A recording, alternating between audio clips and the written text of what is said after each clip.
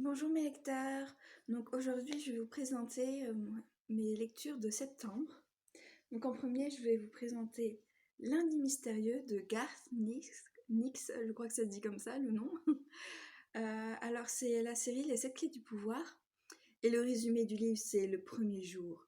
Il y eut une énigme. Alors oui je sais ça ne nous dit pas grand chose, mais en fait c'est c'est un livre vraiment intéressant où c'est l'histoire d'un garçon, Arthur, donc ce jeune homme là sur la couverture, à qui on va remettre une clé en forme d'aiguille, qui va lui permettre de respirer parce que lui il a des problèmes d'asthme et justement cette clé va lui permettre de respirer bizarrement. Et depuis qu'il a cette clé, il se fait poursuivre par des êtres bizarres appelés des rapporteurs, et notamment par un certain Maître Lundi qui va le chercher. Et donc les 7 clés du pouvoir, c'est intéressant parce que cette série, en fait, euh, il va y avoir tous les jours de la semaine qui vont être personnifiés par des personnes justement qui vont pourchasser Arthur. Donc c'est très intéressant. Et moi j'ai lu que les 2 premiers tomes pour l'instant, donc je vous dirai la fin quand je la lirai. Non bien sûr je vous spoilerai pas, mais je vous dirai si j'ai bien aimé ou pas finalement. Donc ensuite je vais vous présenter Shinobi Life, donc de Shoko Konami, aux éditions Asuka.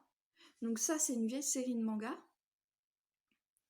mais j'aime beaucoup en fait cette série qui raconte justement l'histoire d'une jeune lycéenne, Benny, qui va tomber nez à nez avec un ninja venu du passé. Alors, ça va être une petite histoire d'amour toute mignonne, mais ce qui est vraiment intéressant dans cette série, car j'ai lu les 13 tomes, euh, c'est que justement, en fait, on va s'intéresser à tous les personnages qui gravitent autour de Benny, et pas seulement au couple Benny et du ninja. Donc c'est vraiment une histoire intéressante pour ça. Ensuite, je vais vous présenter une petite série, donc Mes voisins les esprits, de Shirotori Ushio aux éditions Doki Doki. Donc c'est une petite série toute mignonne de seulement 3 tomes que j'ai beaucoup aimé. Alors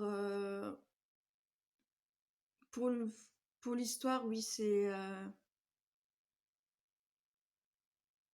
l'histoire d'une jeune fille, Yashio, qui va vivre toute seule dans une vieille maison, pour certaines raisons, hein, et elle va se retrouver à pouvoir voir les esprits. Et donc il va se passer des petites aventures et tout. Et cette histoire est vraiment mignonne, j'ai trouvé. Les 3 tomes se lisent facilement, c'est assez addictif. Et, et par contre, ça reste sur une fin ouverte. Donc il y a notamment l'un des mystères de l'histoire qui n'a pas été résolu. Donc c'est un petit bémol à l'histoire. Mais sinon, c'est vraiment tout mignon et j'ai bien aimé. Donc ensuite, je vais vous présenter Sugar Princess. Donc ça, c'est une toute petite série en 2 tomes, mais c'est pareil, c'est une vieille série. Et c'est l'histoire d'une jeune fille, en fait, qui va finir par faire de la patinoire. Et donc, il va y avoir toute une histoire pour pouvoir faire de la patinoire, notamment en couple avec un garçon. Donc, c'est un couple non d'amoureux, il n'y a pas d'histoire d'amour dans cette histoire, mais ça va être une histoire de couple, justement, de patinage artistique.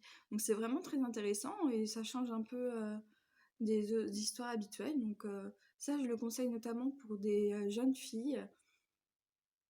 Ça peut être très intéressant si elles veulent commencer à lire des mangas. C'est juste une petite série en 2 tomes. Et ça peut mettre un pied dans l'étrier tout en faisant découvrir un sport qui est vraiment intéressant.